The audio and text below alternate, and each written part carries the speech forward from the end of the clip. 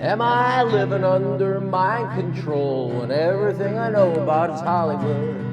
If I was, would I even know when everything I know about is Hollywood? Hollywood, Hollywood. I read about things every day, and often I read about Hollywood. Why do I always read about Hollywood? 'Cause that money's in Hollywood. Hollywood. All right, that's enough of that. So, The CIA in Hollywood by Tricia Jenkins. That is the book that I am discussing today. We'll put the guitar on the bed at the cat sit here. I'm at the cat sit in Harlem. Harlem is out there. I don't even know if I have any light on my face. I tried to put some lights on in here, but I wanted you to see the view of the window. I don't know.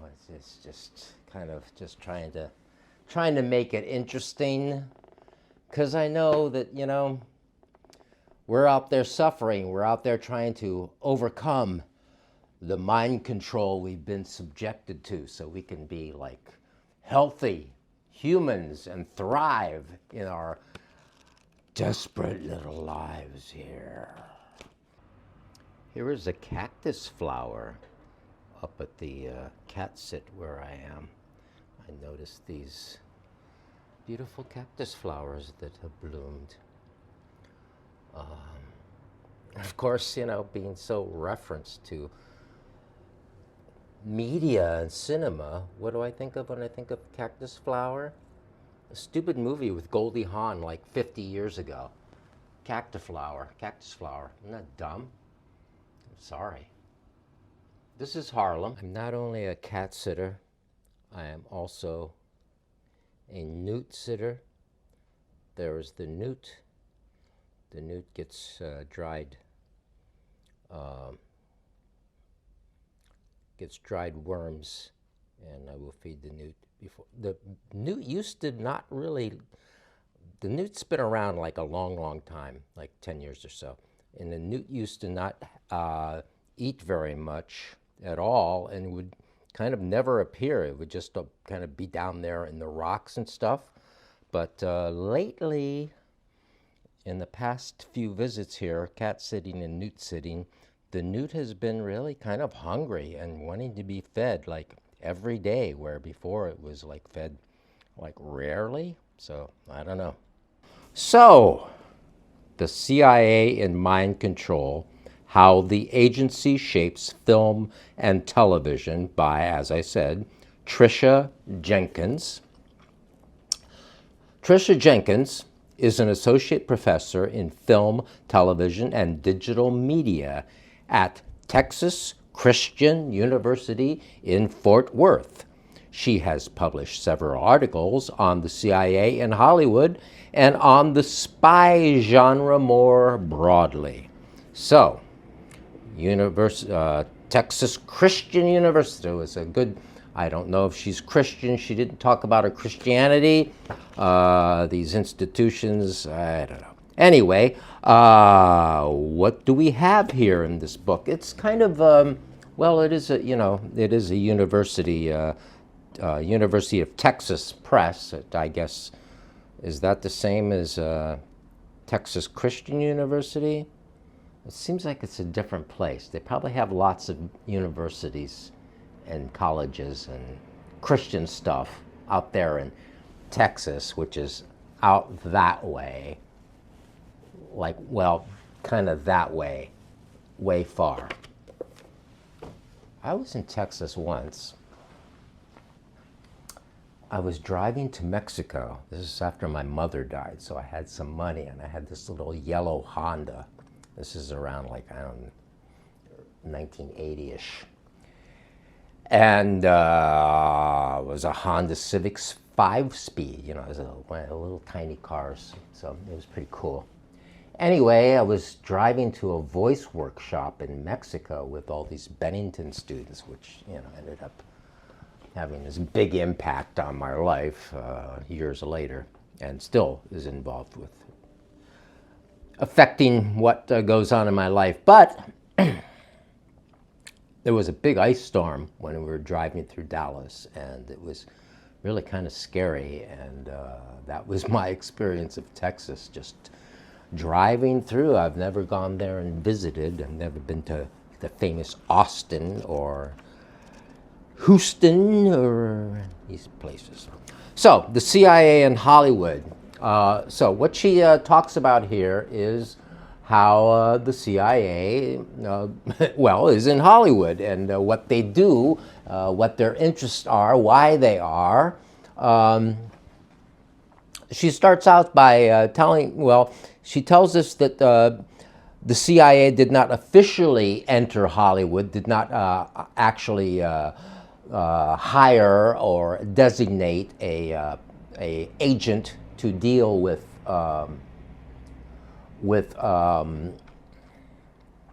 the movie business, and they didn't do that until 1996, which is, kind of almost 50 years into the history of the CIA. And what they saw, and the reasons that they give for doing this, at least that she attributes, is that they felt they were being treated unfairly by the cinema that they were seeing, cinema and television, like rogue agents, so forth. They were, given, Hollywood was picturing them as a bunch of old men who are, ineffectual and rogue, like going off and doing assassinations and stuff, which of course they do. So it's like, yeah, well, they didn't want the actual image of what they were to be, well, of course, everything Hollywood is, of course, bullshit, basically. So it's stories and stuff, and that affect us all. And it's funny, I sort of pump myself up for these videos I make, and so I'm like in a better mood, like I'm sort of chatty and all that, but generally I'm kind of morose and kind of like, I can go do my job modeling where I sort of stand and stare at the wall, so forth, but generally I'm just sort of reading books all the time, and sometimes I take walks, and I'm just sort of upset a lot of the time. And I don't know if what made me, I feel that, I was kind of a creature of cinema, of Hollywood, of television, primarily in my childhood, because I saw so much television and movies on television, because, a lot of, in the early 60s, a lot of Hollywood stuff was coming on the television, Hollywood movies, and The Little Rascals. The Little Rascals made a big impression on me when, they appeared on television in 1955, and I was just perfect age for all that. And so I home was like what it was. They were just sort of young parents trying to get by and working class, my dad working in this mill and so forth. And so they were sort of clueless and, kind of wrapped up in themselves. And I think it's just sort of how I started to get really alienated through the television, through the power of moving image media, which is, I see it as kind of having a baffling power, hypnotic sort of trance over the whole everything. I mean, sometimes I wonder what my life would have been without television, without being exposed to television like that. So this book is not brand new. It is revised in 2016, I guess. So it's almost 8 years old at this point. It's 8 years old. So yeah, she starts out with how the other government agencies that got into the media business, what their experience was. Like when I was a child, going back again, she talks about in the book, how the FBI was very much involved with the media. There was this FBI series in the 60s. I think she has the dates here, right? Oh, 1965 until 1974. There was this on Sunday nights on ABC. It's a very high profile and highly rated top 10 show called The FBI. And it was completely sanctioned by J. Edgar Hoover and had Efren Zimbalist Jr. It was very, very friendly to the FBI, and the FBI looked like, you know, these really, really great agents. And oh, we watched that show every week. It was really good, and it was in color.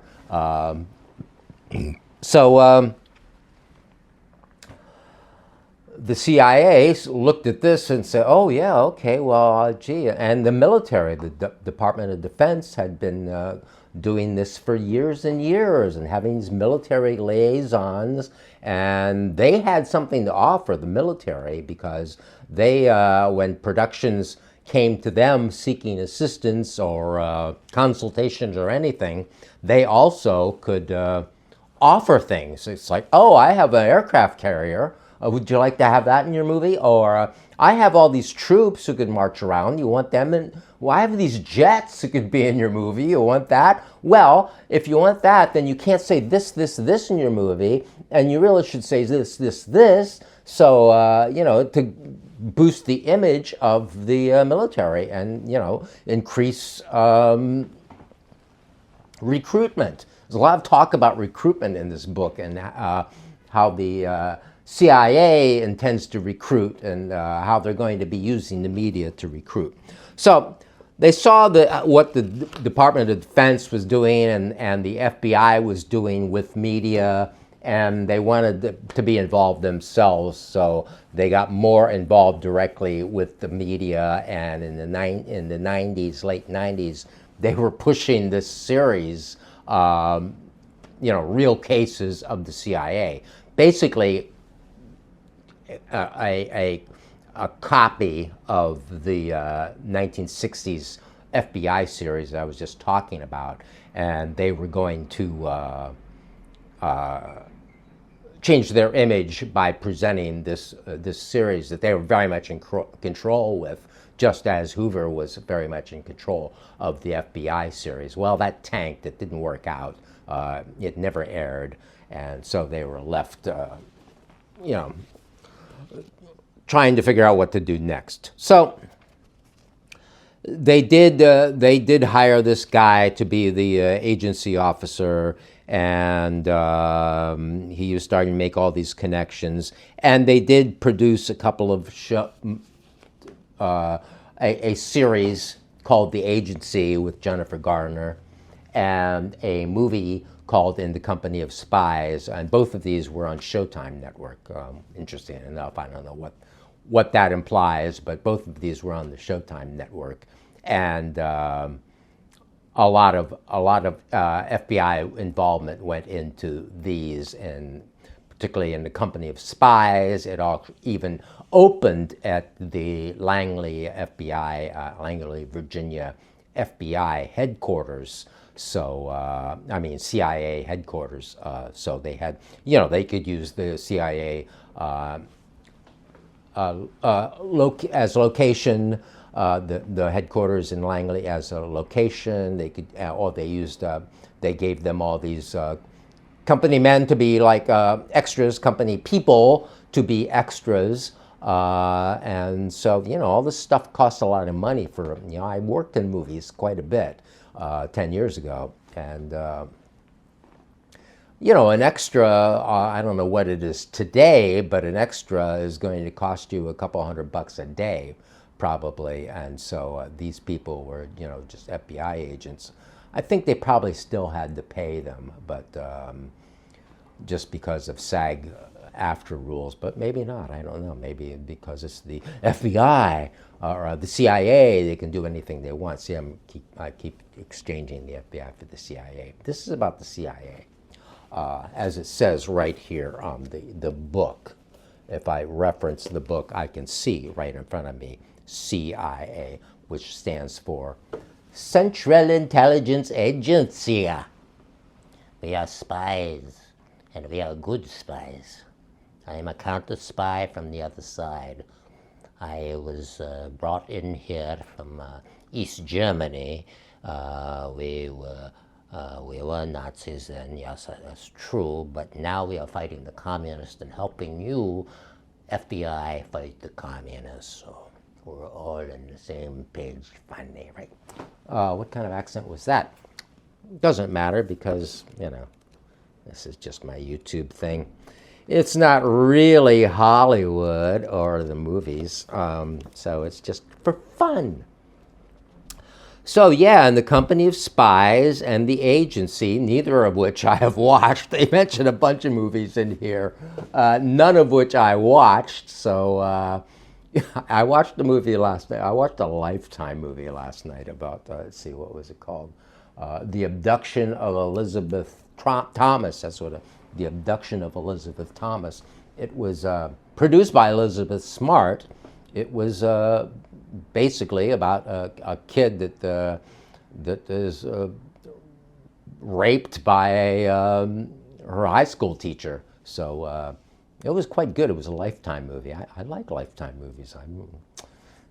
Does that mean I'm kind of a feminine? Maybe I should have gone trans. At any rate, I guess I still can.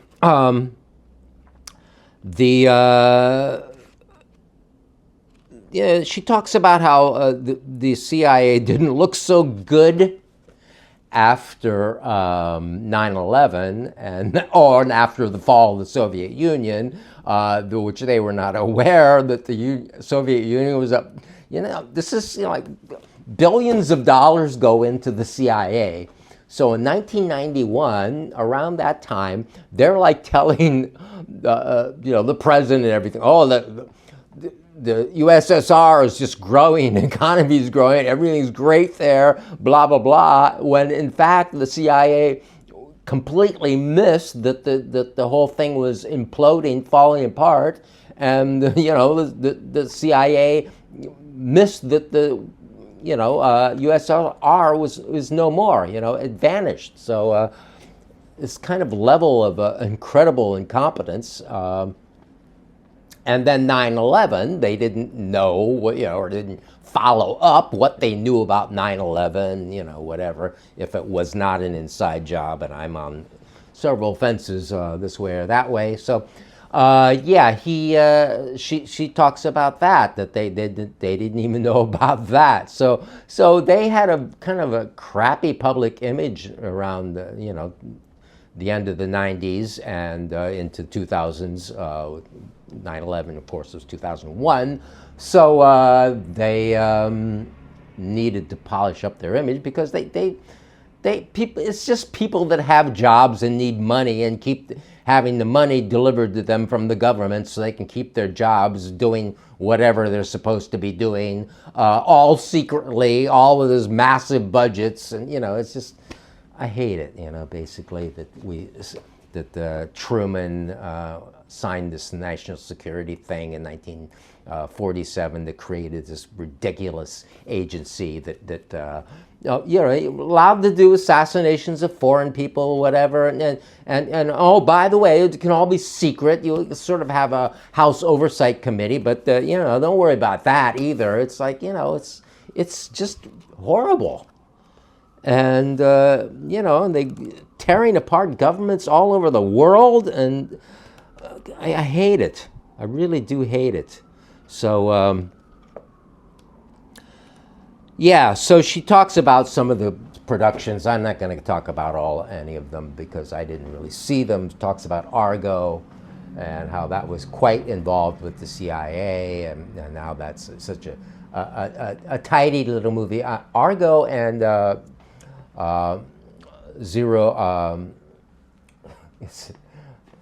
Zero plus 30. What the hell is it called? Zero minus 30. That one I didn't watch either. I saw the other one. Zero blank 30.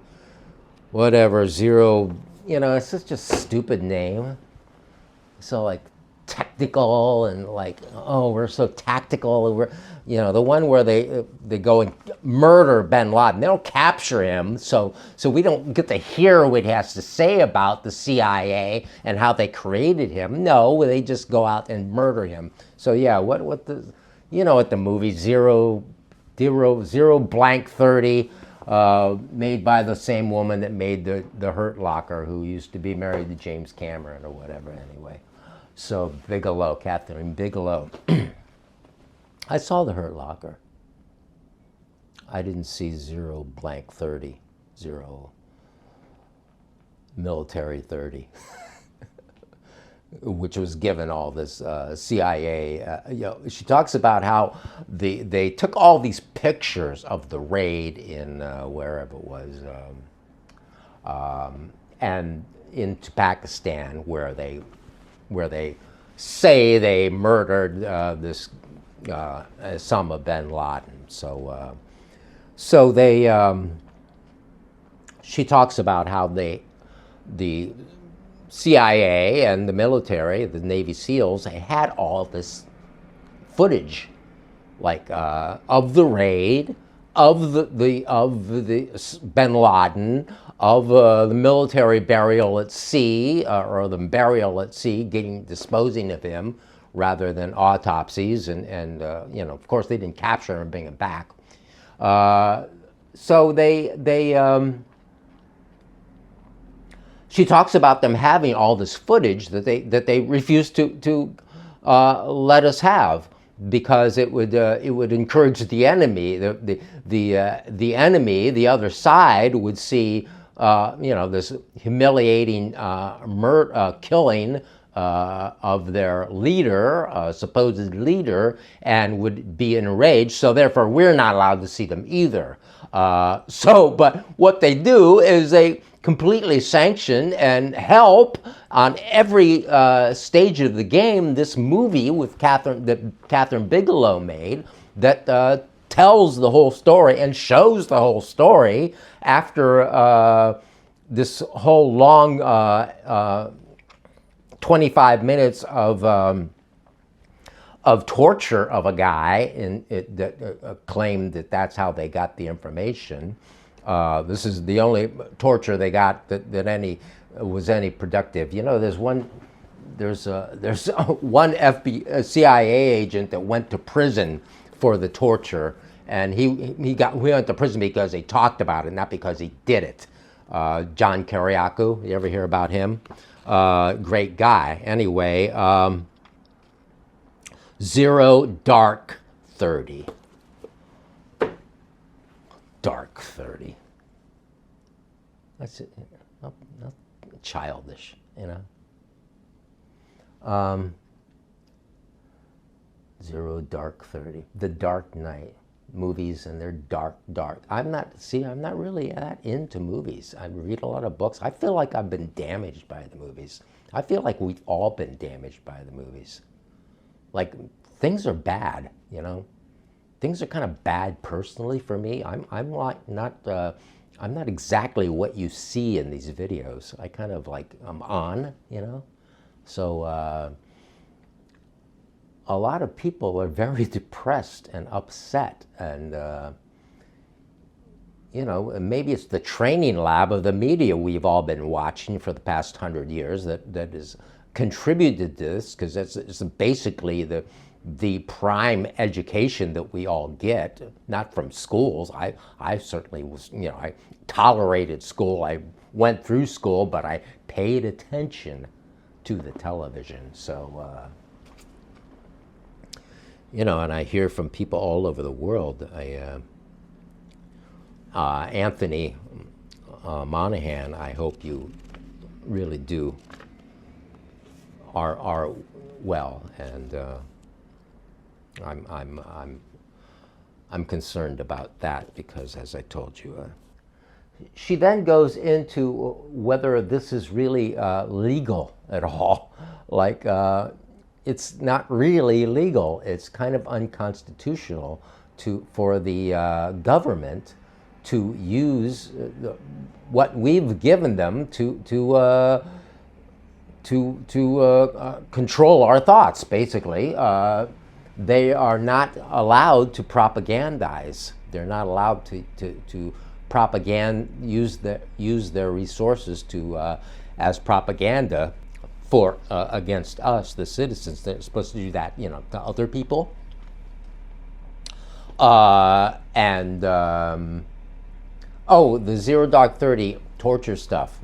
That was a lot of the CIA's complaints about so many other movies is that they didn't like the torture stuff. They didn't like, we're not brutal like that. We don't. Of course, then after we knew, after Abu Ghraib and everything that was going on, that we knew that there was in fact all this torture in fact going on, and we got the names of the psychologists that told them how to do it, and so forth. So I guess they figured that though this is going to be good torture in 0 Dark 30 because it's going to lead to the capture or the killing of Osama bin Laden, and that's really what everybody needed. So that torture was cool. That was good torture because it's shown to be safe and effective. But yeah, they're not supposed to be.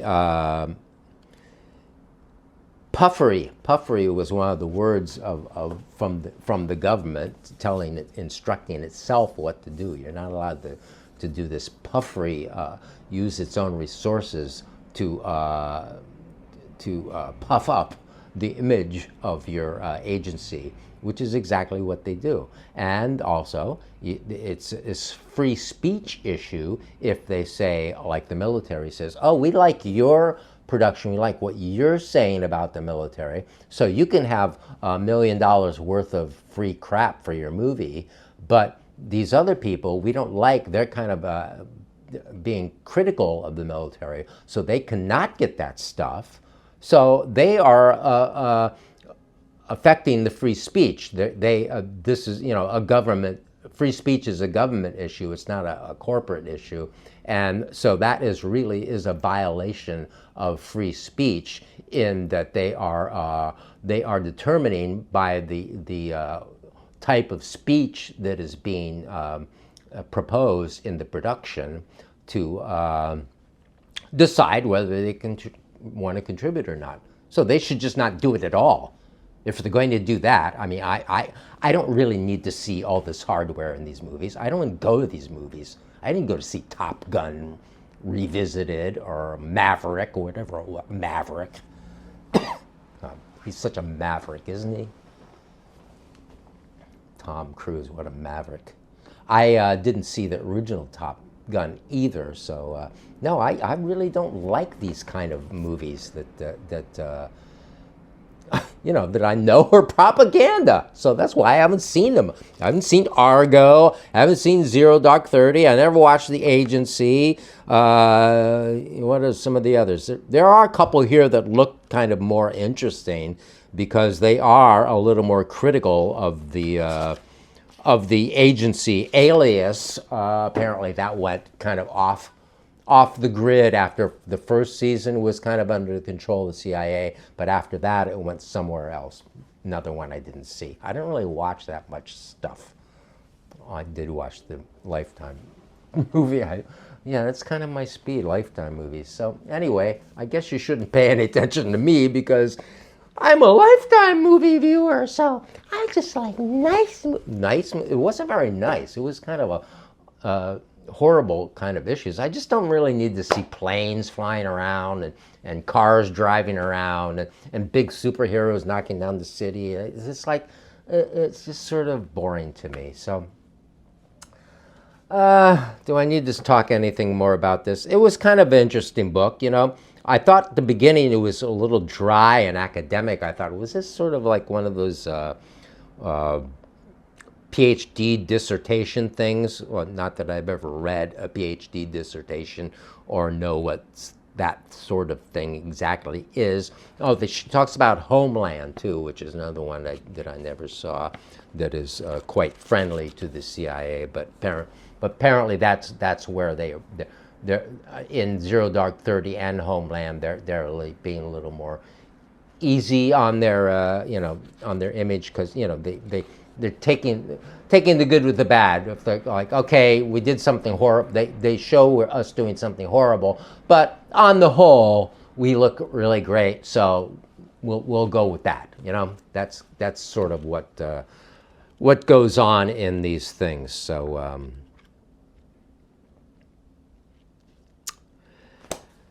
I think that's all I'm going to talk about. As I said, I'm kind of getting freaked out a bit. Yeah, I have this book about